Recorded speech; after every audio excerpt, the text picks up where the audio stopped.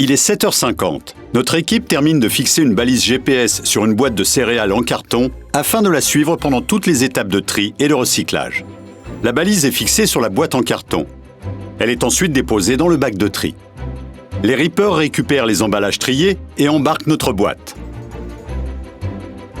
Ils poursuivent leur tournée.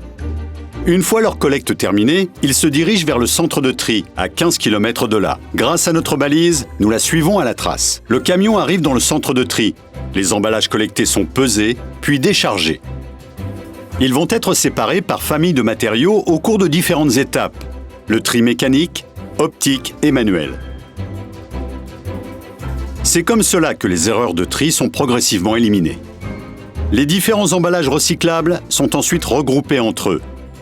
Les emballages en papier-carton sont compactés, puis rassemblés en balles de près d'1 tonne. L'étape de tri est terminée.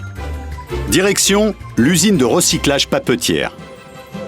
Après le contrôle, les balles sont déposées sur un convoyeur pour être déversées dans un gros mixeur, le pulpeur.